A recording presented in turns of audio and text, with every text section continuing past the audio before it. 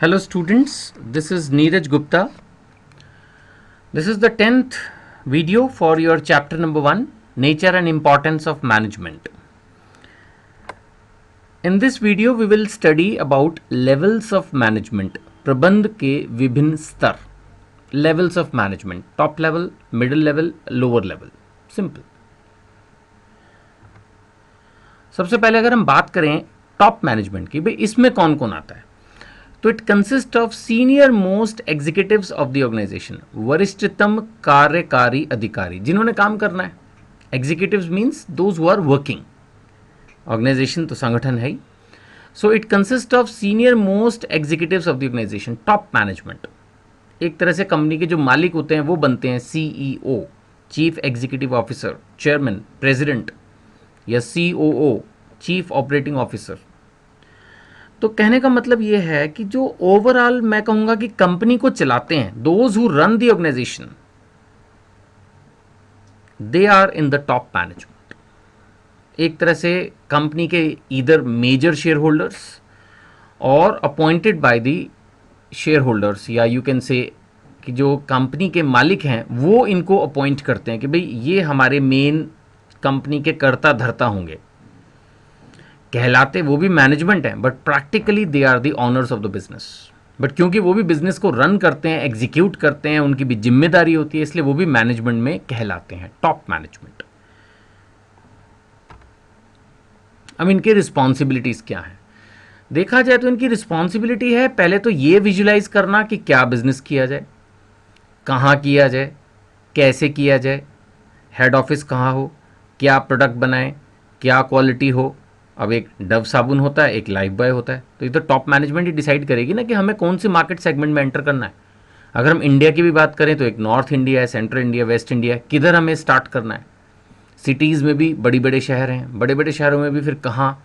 Sometime government incentives देती है तो हमें देखना होता है कि क्या हम किसी स्पेसिफिक जोन में चले जाएं या किसी जनरल मार्केट कमर्शियल कॉम्प्लेक्स में अपना ऑफिस या किसी इंडस्ट्रियल एरिया में अपनी फैक्ट्री लॉन्च करें.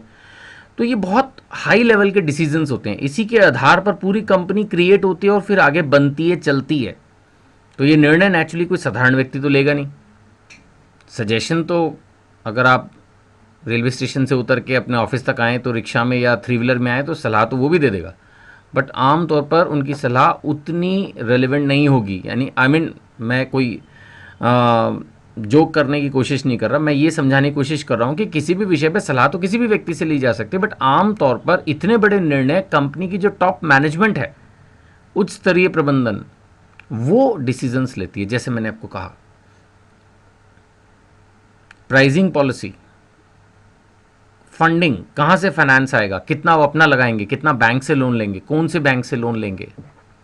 बात समझ रहे हैं ना. मशीन्स इंडियन यूज़ करनी है, इंपोर्टेड करनी है, टेक्नोलॉजी इंडियन यूज़ करनी है, फॉरेन टेक्नोलॉजी, ये सब चीज़ें किताबों में नहीं लिखी. ये समझने की बात है कि ओवरऑल कंपनी के बारे में जो डिसीजन मेकिंग है, द ओवरऑल स्ट्रक्चर. जैसे ताजमहल जो है वो शाहजहां ने बनवाया, सभी ने यही पढ़ा है. तो क्या शाहजहां ने कभी बैठ के कोई एक ईंट भी लगाई होगी? नहीं, बट उसने एक कंसेप्ट विजुलाइज किया कि भाई ऐसे ताजमहल बनाओ, यहाँ बनाओ, ये इसका शेप होगा. हो सकता है वो शेप भी उसने किसी को सजेस्ट की हो, मैंने इतना डीपली नहीं पढ़ी, बट आमतौर पर जब हम कोई बिल्डिंग बनाते हैं तो बेशक आर्किटेक्ट अपॉइंट करते हैं, बट हम उसको आइडिया देते हैं, एक विजुलाइजेशन देते हैं कि हम इस तरह की बिल्डिंग बनाना चाह रहे हैं. फिर वो डिज़ाइनर के साथ मिलके वो बिल्डिंग्स की शेप अप करते हैं. व्हाट आई मीन टू से कि ये जो ओवरऑल विजुलाइजेशन है, ये काम होता है टॉप मैनेजमेंट का. अगर हम बुक्स वाले पॉइंट उठाएं इनको स्टडी करने के लिए, तो इसमें लिखा है जैसे welfare and survival of the organization. Definitely. अब कल्याण इन्होंने लिख दिया, संगठन का कल्याण. अब वेलफेयर में तो सभी कुछ आ गया ना. वेलफेयर में वेलफेयर ऑफ एम्प्लॉयज़ आ गया, वेलफेयर ऑफ कंज्यूमर्स आ गया, वेलफेयर ऑफ द गवर्नमेंट आ गया bye paying the proper taxes. सभी का वेलफेयर आ गया ना. कल्याण में तो सभी का कल्याण हो गया. सरकार का कल्याण तब होगा जब टैक्स दोगे. एम्प्लॉयज़ का कल्याण तब होगा जब उनके लिए ग्रोथ के प्रॉस्पेक्ट्स होंगे, उनको सैलरीज, बोनस, इंसेंटिव्स टाइम से मिलेंगे, वर्क एनवायरनमेंट अच्छा होगा. कंज्यूमर्स का कल्याण कब होगा? जब उनको अच्छे प्रोडक्ट रीजनेबल प्राइजेस पे मिलेंगे, प्रॉपर आफ्टर सेल सर्विस मिलेगी. सबका कल्याण. And survival of the organisation, जो ऑर्गेनाइजेशन डेवलप की जा रही है वो चलती रहे, गोइंग कंसर्न कंसेप्ट. ये ना हो कि खुले कंपनी और 6 महीने में बंद हो जाए. तो कहीं ना कहीं टॉप मैनेजमेंट की ही जिम्मेदारी होगी कि एक ऐसे प्रोडक्ट, ऐसी सर्विस को लॉन्च किया जाए, या अगर ऑलरेडी लॉन्च्ड है तो उसको इस तरह से मार्केट में ऑफर किया जाए कंज्यूमर्स को कि वो कंपनी अब चलती रहे, बंद ना हो जाए किसी वजह से. Next is analysis of business environment, व्यवसाय के पर्यावरण का विश्लेषण। ये विश्लेषण बड़ा ज़रूरी है जी। मैंने पिछली वीडियोज़ में भी बार बार ये डिस्कस किया है कि टेक्नोलॉजी इतनी फास्ट चेंज होती है, नई नई चीज़ें आती रहती हैं। पहले लोग सिंपल जो है डीओ परफ्यूम्स यूज़ करते थे, आजकल उसमें भी कितनी वेराइटीज़ आ गई हैं।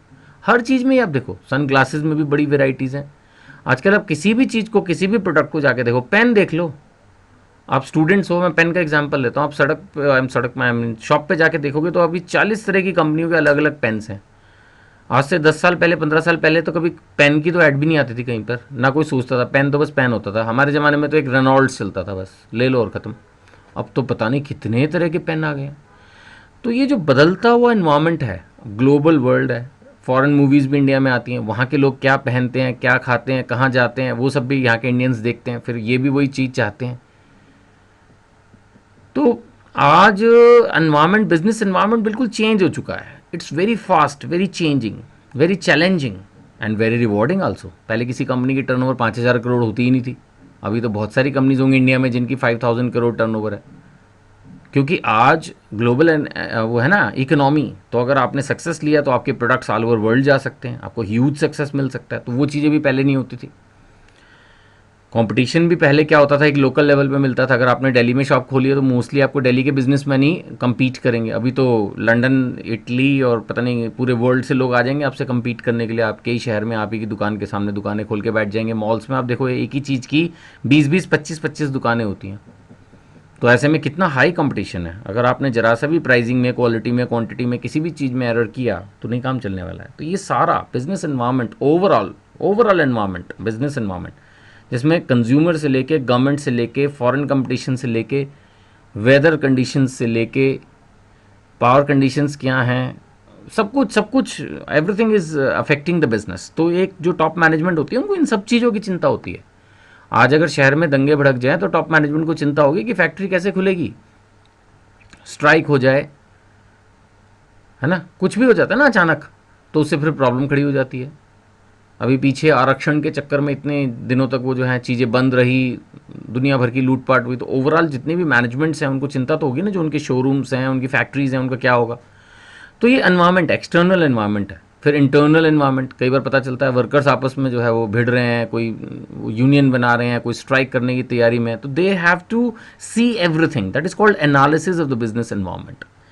Then formulation of the overall business goals. Business goals बनाना भी तो, क्या अचीव करना है, क्या हासिल करना चाहती है मैनेजमेंट। क्या अभी शुरू में सिर्फ मार्केट शेयर चाहती है, क्या वो साथ में प्रॉफिट्स मैक्सिमाइजेशन की तरफ भाग रही है, क्या वो टर्नओवर इंक्रीज करना चाहती है, कंज्यूमर सेटिस्फेक्शन उसके लिए सबसे ज़्यादा इंपॉर्टेंट है, क्या है।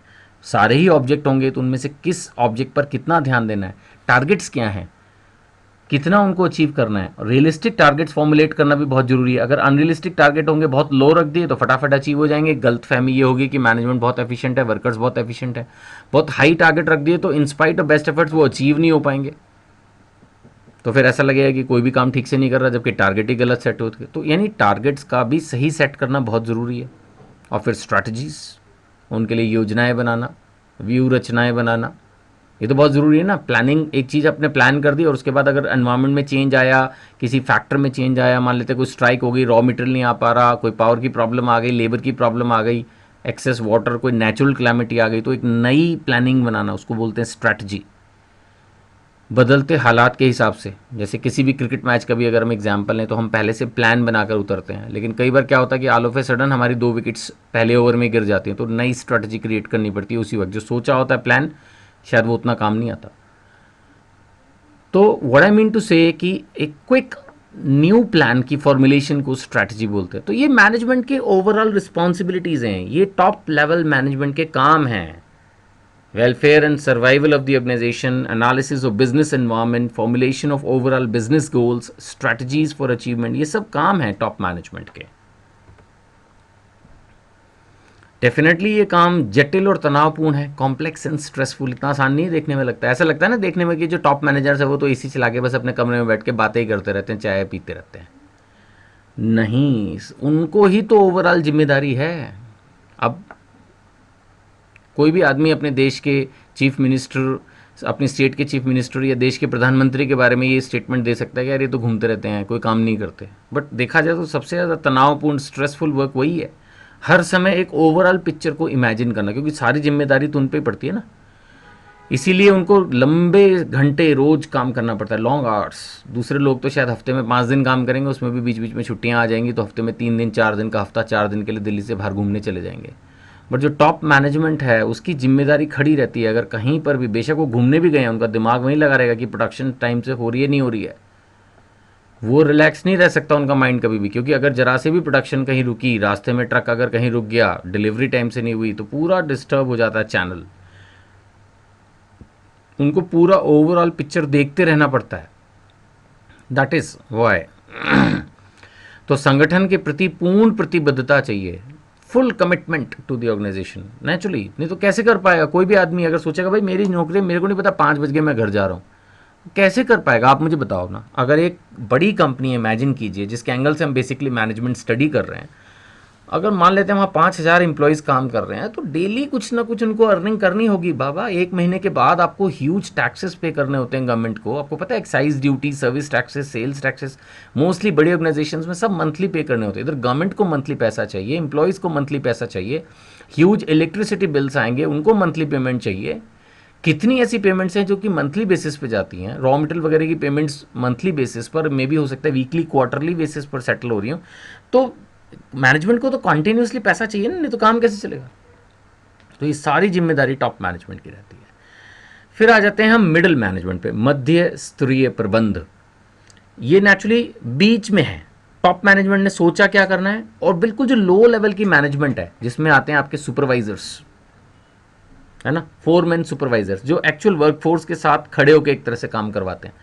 तो इनके बीच का जो लिंक है ना, बीच की कड़ी, the connecting link between the top management and the low management, जिसको ऑपरेशनल मैनेजमेंट भी कहते हैं, उसका लिंक है ये मिडिल लेवल मैनेजमेंट। ज़्यादातर ये डिपार्टमेंटल हेड्स होते हैं, जैसे sales manager, production manager, finance manager and so on.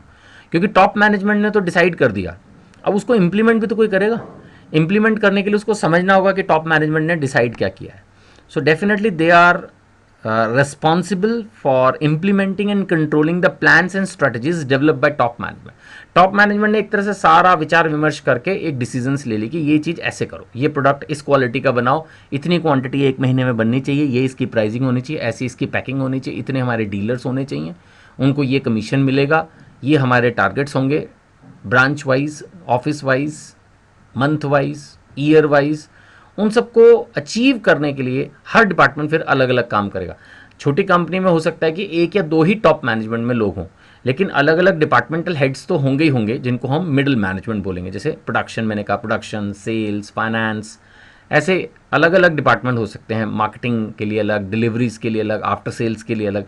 तो वो अपना अपना रिस्पेक्टिव डिपार्टमेंट को लीड करेंगे, हेड करेंगे, और वो टॉप मैनेजमेंट ने जो पॉलिसीज़ बनाई हैं उनको देखेंगे। और साथ में जो उनके नीचे, मैंने कहा ना, वो कनेक्टिंग पॉइंट है ऊपर और नीचे के बीच में, तो वो जो नीचे काम कर रहे हैं फर्स्ट लाइन मैनेजर्स, जो कि मैंने कहा फोरमैन एंड सुपरवाइजर्स हैं, उनको बेसिकली वो गाइडेंस देंगे कि वो क्या काम कर रहे हैं, उसको कॉन्टीन्यूसली देखना है।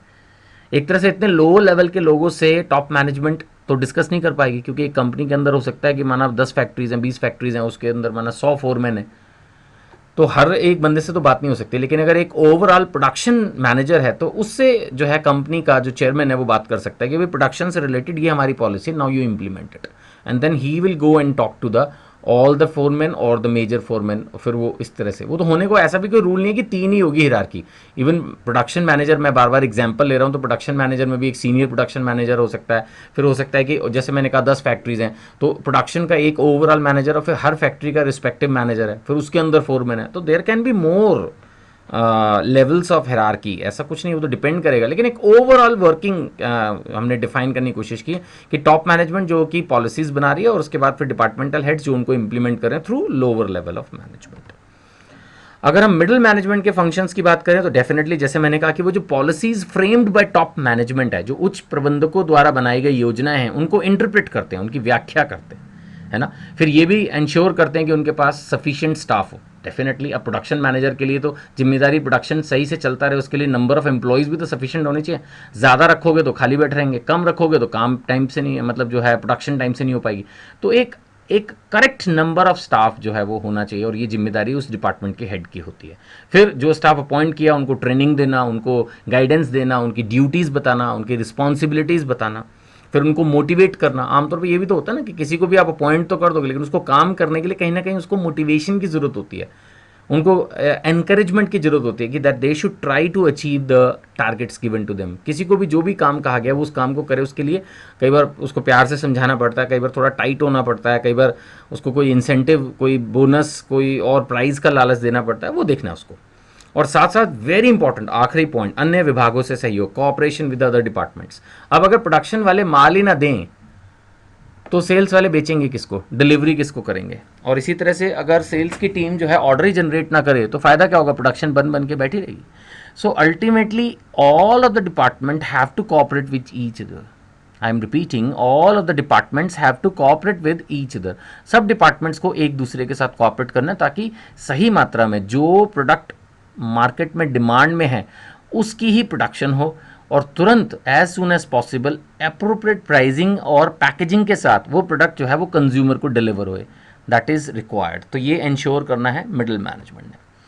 अब हम पहुंचते हैं एक्चुअली में जो लोअर लेवल पे काम कर रहा है, वर्क फोर्स के साथ खड़ा होकर जो काम करवा रहा है basically, that is foreman, that is supervisor.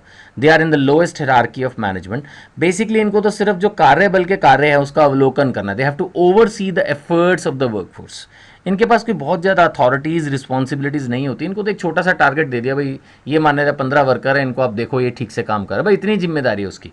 देखा जाए तो शायद उसके ऊपर कोई बहुत ज़्यादा टारगेट्स अचीव करने की जिम्मेदारी भी नहीं होगी, उसको दे दिया काम, बस वो देखता रहे कि सब कुछ स्मूथली चल रहा है। कोई प्रॉब्लम हो तो टॉप मिडिल लेवल मैनेजमेंट से कम्युनिकेट कर ले, कोई छोटी मोटी इशू है तो हो सके तो खुद ही सॉल्व कर ले, बस इतना ही होता है ऑपरेशनल मैनेजमेंट का काम। तो जहाँ तक इंपॉर्टेंस का सवाल है, नेचुरली महत्वता तो है ही ना। एक्चुअली काम तो वो वर्कफोर्स, जो एक्चुअल वर्कफोर्स है, जो एक्चुअली में प्रोडक्शन या सेल्स कर रही है, उससे काम जो करवा रहा है बंदा, जो उससे डील कर रहा है, उससे संवाद कर रहा है, मीन्स इंटरेक्ट कर रहा है, डील कर रहा है, वो तो फिर ये लोअर लेवल की मैनेजमेंट ही है ना। और जो भी इंस्ट्रक्शंस आती हैं वो वर्कर्स को पास ऑन करना, क्योंकि हो सकता है कि टॉप मैनेजमेंट ने डिसाइड किया हो कि भाई हमारी क्वालिटी बहुत हाई होनी चाहिए या एक दिन में इतनी प्रोडक्शन जरूर अचीव होनी चाहिए, तो वो उसको इंटरप्रिटेशन मिडिल लेवल से होते होते जब इनके पास मिलेगी ऑपरेशनल मैनेजमेंट को, तो ये वर्कर्स को बताएंगे कि जो कंपनी के चेयरमैन है या जो कंपनी के मिडिल मैनेजर, प्रोडक्शन मैनेजर है, सेल्स मैनेजर है, उन्होंने ये डिसीजन लिया and now you work as per this. तो क्वालिटी क्वांटिटी को इंश्योर करना, जो उत्पादन है उसकी गुणवत्ता भी हो और उचित मात्रा में भी वो बने। पता लगा अच्छा तो बना लेकिन माल सफिशिएंट नहीं है तो काम नहीं चलेगा। सो यही है इंपॉर्टेंस ऑफ ऑपरेशनल मैनेजमेंट की। Minimum wastage of material and resources, definitely wastage तो कम करनी है ना, नहीं तो कुशलता कहाँ से आएगी? हमने शुरू में पढ़ा था चैप्टर के, एफिशिएंसी भी चाहिए और इफेक्टिवनेस भी चाहिए। टारगेट तो अचीव करना, दैट इज इफेक्टिवनेस, लेकिन कम पैसे में करें, जितना हो सके मिनिमम रिसोर्सेज को यूज करके करें, दैट इज एफिशिएंसी। तो कहीं ना कहीं जो लोअर लेवल ऑफ मैनेजमेंट है वहीं तो एक्चुअल वर्कर काम कर रहे हैं ना, उनके पास ही सुपरवाइजर्स और फोरमैन के पास। तो उनको ये इंश्योर करना है कि जो प्रोडक्शन टारगेट दिया उसको वो अचीव करें ताकि वो इफेक्टिव रहें, और साथ में प्रोडक्शन टारगेट्स को या सेल्स टारगेट्स को अचीव करते वक्त जरूरत से ज़्यादा पैसे ना खर्च दें, वेस्टेज ना हो, उसको वो मिनिमाइज करके चलेंगे। तो there will be both efficiency and effectiveness, right. तो ये तीनों लेवल्स ऑफ मैनेजमेंट जो है बहुत ही इंपॉर्टेंट है। छोटी ऑर्गेनाइजेशन में होने को हो सकता है एक ही आदमी हो या 2-3 ही आदमी हो, डिपेंड करता है। जितनी बड़ी ऑर्गेनाइजेशन होगी उतनी ही ज़्यादा जो है मैनेजर्स होंगे और उनके उतनी ही ज़्यादा डिवीजन्स भी हो सकते हैं। बट ये एक जनरल, जैसे हमने आपको बताया, कोई भारत सरकार ने नहीं कहा हुआ कि हर कंपनी में जो है वो 3 लेवल की मैनेजमेंट होनी चाहिए। ये तो एक सजेस्टिव है कि भाई इस तरह से होता है, या एक major you can say classification है हमारे मैनेजर्स का, राइट। आई होप ये आपको कंसेप्ट समझ में आया होगा। वीडियो को आप कभी भी रिपीट करके देख सकते हैं, ये इसमें सबसे बड़ा पॉइंट है। अच्छा, तो जो भी एरिया आप दोबारा देखना चाहें उसको रिपीट करके देखिए, फिर भी कोई डाउट है तो आप मुझे कांटेक्ट कर सकते हैं। Thank you.